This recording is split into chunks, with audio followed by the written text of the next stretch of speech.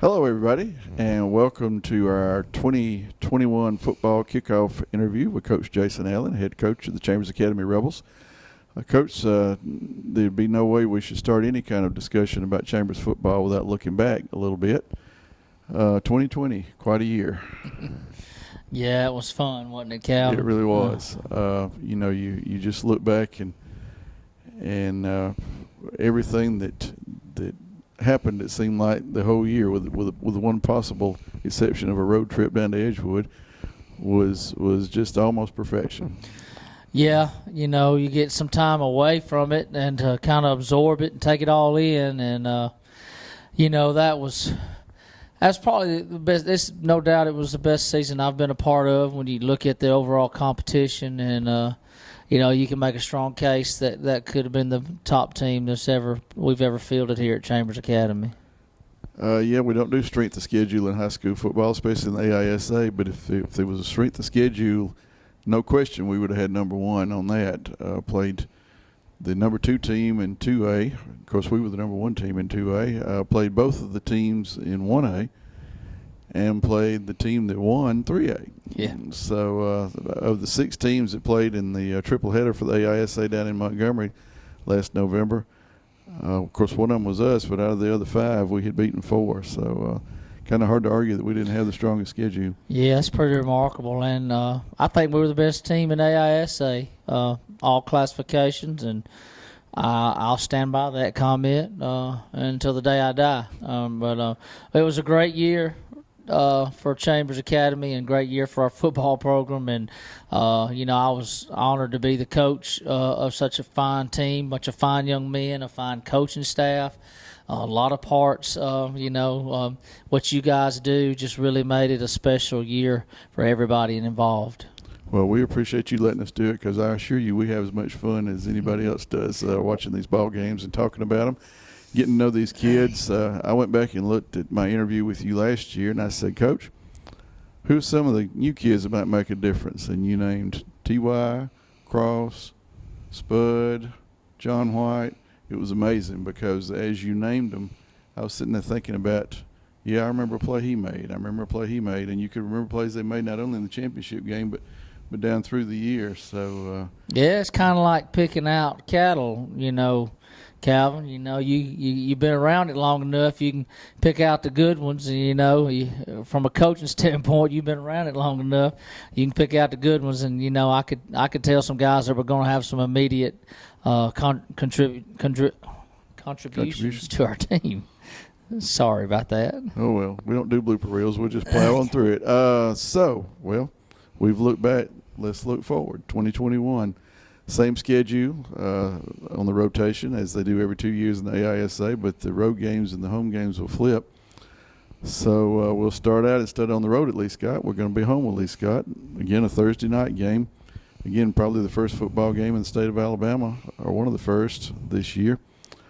What do you know about Lee Scott? Yeah, we agreed to play this on Thursday night last year when it was at their place, with the understanding we would do it again at our place this year. And I think it's a great thing to open the season on a Thursday night. Everybody's eager to get to a game. You don't have as much competition with other games. It gives everybody, a lot of people probably go to a Thursday night game and a Friday night game this year, this week. So we're excited about hosting this game. We feel like we'll have a great turnout. I think the weather's going to be good, hopefully, knock on wood. We're expecting a much improved Lee Scott team to come in here. Coach Daniel, he was really at a significant disadvantage last year because he got hired late in the spring, early summer, and then COVID had hit, so they didn't really get to be with his team most of the summer. But now he's had a year to be with those kids, and they've had a year to learn about his program, and I can attest that really makes a difference when you've had some time to be with your kids and they know what to expect from you and you from them. And, of course, Coach Daniel is son-in-law of Coach Dan Washburn, who most of you who are watching this are certainly familiar with Coach Washburn, a Lafayette native who coached many, many years in Lynette and was, at the end of his career, the director of the entire Alabama High School Athletic Association. So Coach Daniel's from a good coaching tree, as they say. You know anything about any players for us to watch for? Well, I know they got the little McKelvey kid back that's from Dadeville. He played some quarterback for them in the past. You know, they got a lot of guys up front back off of that team, I believe. And you know, Lee Scott, they always do a good job. They always are well coached. And, you know, I think that, you know, you have to take them very seriously in the fact they have a very large student population, so they got a lot of kids to choose from. And, you know, we're expecting those guys. Over the years, we've had some great matchups with Lee Scott. Yeah, this will be the 26th game between these two schools, and Lee Scott's won 14, Chambers has won 11. Yeah. So evenly matched, even though certainly there's a great size disparity. Yeah, and it wasn't always like that. When I was playing in the late 80s, we were actually larger than Lee Scott. We were AA and they were single A. Of course, you know, the building boom and the population boom that has happened in the Auburn-Opelika area the last 30 years, you know, they've really grown through that time. And there was a period for several years we didn't play each other, and I'm just really glad we have this rivalry back going. And it's a really healthy rivalry. There's not a lot of animosity. Both schools seem to get along well. Yeah, this is year 51 for Chambers football, and 26th game. Of course, it hasn't always been Lee Scott. It used to be Lee and Scott back in the old days when I was in school, and they still wore leather helmets. But but they combined early 80s, I suppose, and we've played them fairly consistently. I remember right before they moved, I think you might have been the coach. We played the last game ever played on their old football field. Yeah, I played the first one ever played on their new one as a head coach in 1998. Lost the game by 1 point. You don't forget those kind of games. That was your first game as Chambers coach, wasn't it? Sure was. It sure was. And if I remember correctly, I wore a shirt and tie, and I took that tie off at halftime, and I hadn't put a tie back on to coach a football game. The thing I remember about that game is you wore the tie. You know, had the Pat Dye look with the tie, and I think we were down 22-0. Took the tie off, and we lost 22-21. So, so I can understand why you never put the tie back on. Yeah. Well, I've never been real comfortable wearing ties anyway, Calvin. Yeah, but I'm not a judge or a lawyer. Well, let's jump on down through the season. Week 2, we head down to Abbeville. Yep. Runner-up last year in Class 1A. I know they lost their quarterback, who was their playmaker, but they lost their coach too. So they lost Coach Carlisle, who had been there since 2012 or 13 and won multiple state championships. He moved on to Clark Prep Academy in Grove Hill. So they've hired a new guy, Coach Gilmore from the Phoenix City area, and he's moved down there. He's from Eufaula originally, I think he told me. So they always have a really good team down there at Abbeville, so we're going to have to be ready week 2. Yeah, always a tough place to play. Week 3, that's going to be here, and let me put in a plug already. If you ever played for Chambers Academy or if you ever cheered for Chambers Academy, you are invited back to campus on Friday night, September 3rd, as we host Springwood. We're going to have a big special 50th anniversary celebration, and we are going to officially dedicate the new playing field for the Chambers Academy Rebels. That would be Torbert Allen Field.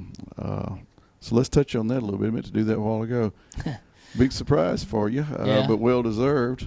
Yeah. How does it feel to be coaching on a field that bears your name? Well, I mean, it gives you a great sense of pride, Calvin. You know, I'm honored. Really caught me off guard, but we've talked about that, and you know, and they saw fit to do so. And I'm going to always, every time we step on that field, you know, it means a lot to me. But I guess it'll mean just a little bit more now, knowing that they decided to name the field after our program and me and what we've been able to accomplish through a lot of really good people here over the last several years. Yeah, I've been doing a lot of work getting ready for that, and if we were fortunate enough to win 12 games this year like we did last year, we'll finish the year with 300 victories, and you will have coached 140 of those. So, coached 140 of them out of 300. So you're, I think this is a well-deserved honor, and we'll be hosting Springwood, our biggest rival.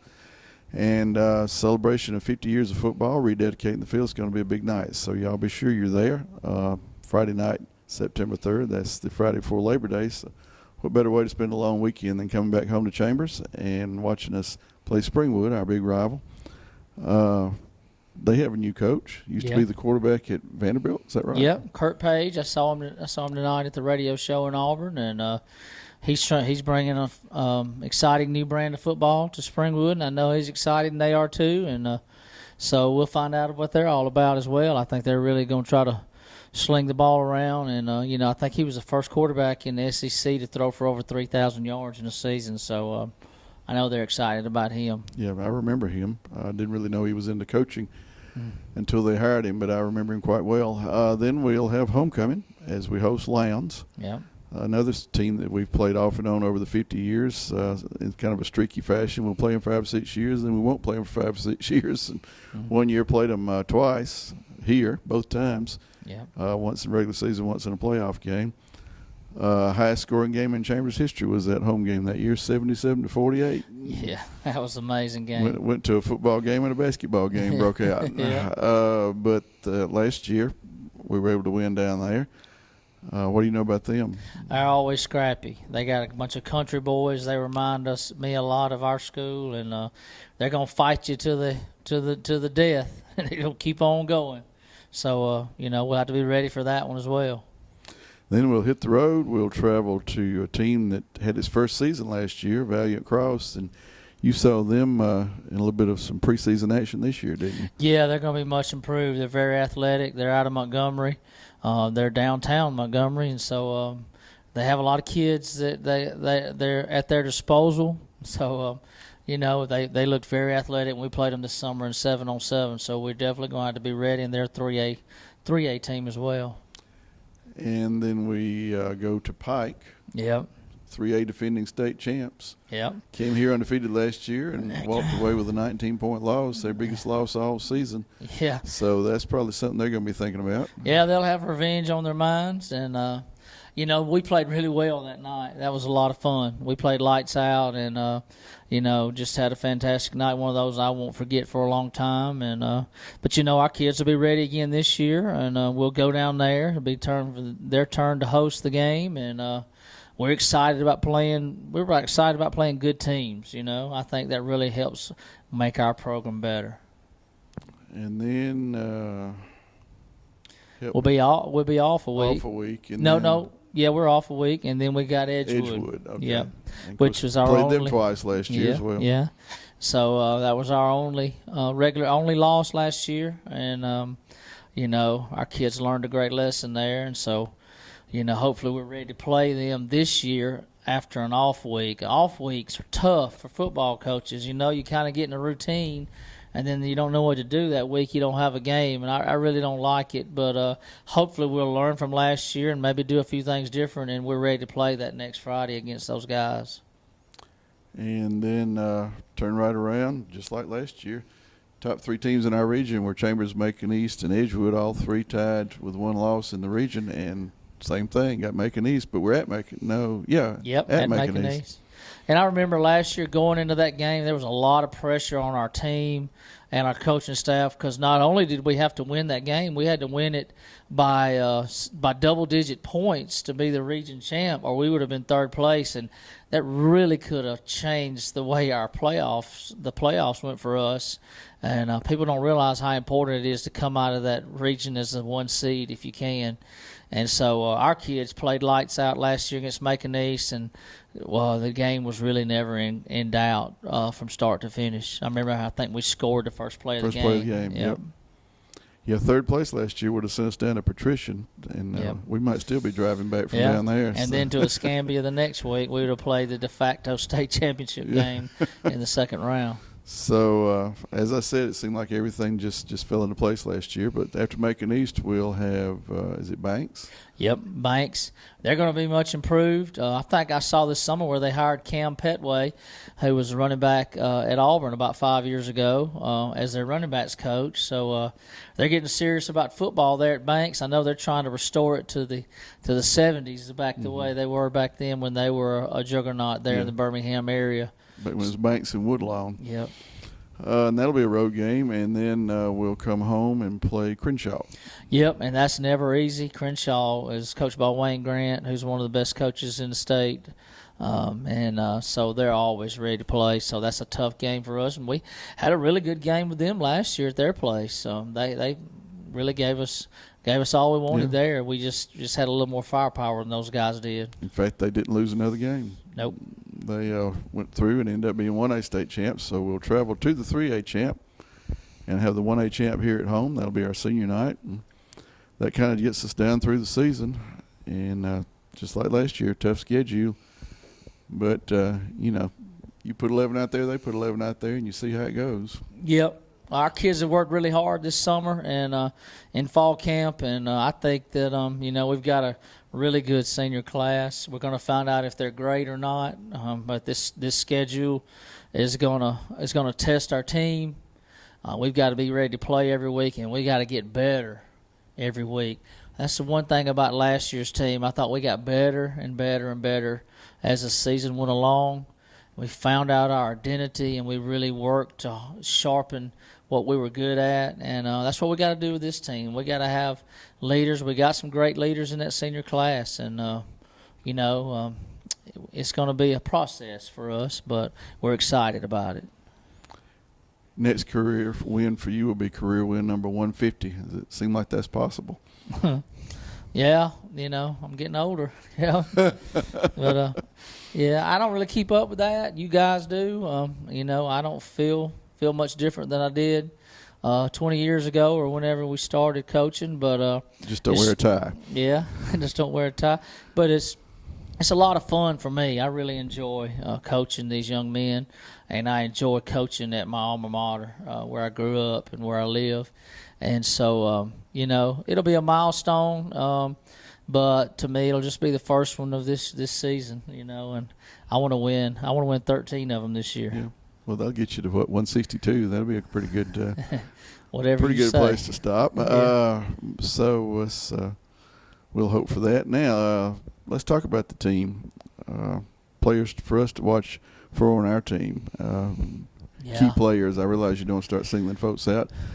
But you can blame it on me for asking you. So who we're looking for leadership this year? We got how many seniors? 20 seniors. 20 seniors. Yeah. And, we got all our skill players back except for our quarterback and one wide receiver on offense. So we're going to be relying on those guys. We're going to be leaning on our running backs and our wide receivers. And we're breaking in a new quarterback. It's been a long time since anybody took snaps around here besides Peyton. We got a lot of faith in JoJo. He's watched Peyton for 3 years. He's seen how it's done and how it's supposed to be done, and I'm really tickled with him the last week or two. I think he's gotten more confident in himself, and he understands his role and what he needs to do to move our team effectively down the field. And I think he's going to get better and better every game as he gets more experience. And he's got some great guys to lean on, from Benbrook to Trammell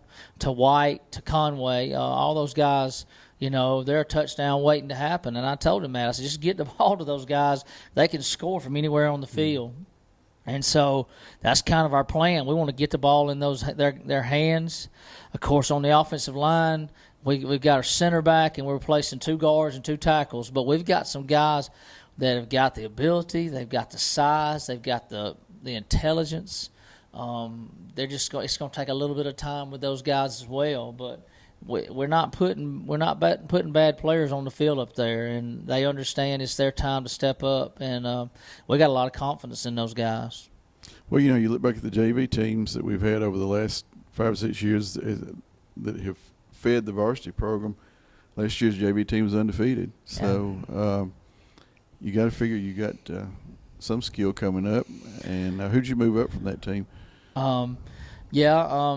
In that 10th grade class, you're going to make me start calling out names, Calvin. I'm not good at that. But that 10th grade class that moved up, we got Gavin you Kite. got Ryan Smith. Gavin Kite's going to be a junior, actually. Oh, okay. So he moved up the My year goof before. on that. Sorry about that. Yeah, Austin Brooks. There's several guys in that class that moved up that that are getting a chance to contribute here at the varsity level. And I think that's really the best thing going about our program is our coaching staff knows what's in the Pee Wee right now. We know what's in the JV, and we watch it grow up before us. So we got a great idea of what we're getting and what kind of players we got coming up the pipe, and they're learning the exact same stuff that they're going to be doing their entire career. So that makes it easy for them to transition up to the next level. I realize Peyton was your son, but certainly he's a generational player, and I know nobody wants JoJo to be Peyton. We just want JoJo to be JoJo. But let's talk about Peyton a second. He's over at Point. How's he doing over there? Yeah, they had their first major scrimmage last Saturday, and after their first depth chart came out, he came out as the number 2 quarterback. They'll have another one this Saturday, and he'll have a chance to maybe even move up some more. But if he stays in that position, he's on the travel squad and will probably get playing time. And they open up Thursday, September the 2nd at Mercer, which is a Division I school in Macon, Georgia. And Mercer turns around and plays University of Alabama the following Saturday. So, they're going to be playing. Maybe they'll catch him looking ahead. Yeah, catch him looking ahead. But so they're going to get a taste of big time football. That's a money game for Point, trying to. They get a pretty good payday out of that, but hopefully he gets to play over there against those guys and just show that our program develops really good players that can play in a lot of places. And so he's doing well, and we're excited, and I'm going to try to make every one I can. Well, that's the night before Springwood. That'll be an interesting week, won't it? Yeah, I'll be tired because I'm going. Yeah. Head to Macon, head back, play Springwood. And the game could be on ESPN3, so that if anybody wants to tune that'd in, really be cool. I'm not exactly sure. As it gets closer, they'll know. That'd really be cool. Well, 21 is upon us. Yep. We'll find out a lot tomorrow night. Of course, I've always felt like your teams that I've watched over the years have made their biggest improvement between week 1 and week 2 over the years, but you're always prepared in week 1. And got to be prepared when you play in a 3A team, even though you're 2A. They're a lot bigger school, and as you said, it's everybody's undefeated right now. Yep, and we went over to Tuscaloosa Academy Friday. We learned some valuable things about our team. We made some mistakes that we were able to correct this week, and I'm excited about getting our guys out there. I think we got a chance to have a really good football team this year, and we're going to work. We're going to work hard to fulfill the potential of these young men, and we got a high ceiling. We got some really good players on our team, and they're really good kids, which is really important to me. We're going to be doing a few different things this year from the broadcast perspective. We're going to have a 6:30 p.m. pregame show every week. We're going to have interviews and some highlights. We worked on some highlights a while ago from last year's Lee Scott game, so we're trying to step our game up too. Yeah. So we can have something that the school will be proud of, and a lot of you will be watching this interview with Coach Allen right before our pregame comes on at 6:30. So tune us in at 6:30. Don't wait till 7. We're going to have a lot of stuff, some interviews and some things. And again, remember that really big night on September 3rd when we're hosting Springwood and officially renaming the field and celebrating 50 years of Chambers football. Just a lot of great things coming up in year 51. Yeah. Year 51 and 21. Hadn't thought about that. And we're gonna do something in honor of Holden Messer, who died this summer. Was a big part of our football team, so we're going to do some pregame stuff for him. Is that tomorrow? Tomorrow at 6:30, as well as we're going to have a sticker on our helmet this year with his number on it, number 23, and we've left his locker with his apparel in it and his helmet and shoulder pads and stuff. It will remain empty this year in honor of him, and so we are doing our best to celebrate his memory because he was a fantastic young man. And certainly a fitting tribute, and we'll try to be on there at 6:30 to be sure to catch that. Mm-hmm. So nothing to do but strap them on and line them up, is there? That's right. Because it is great to play for the C and the A. See you folks tomorrow night. God bless.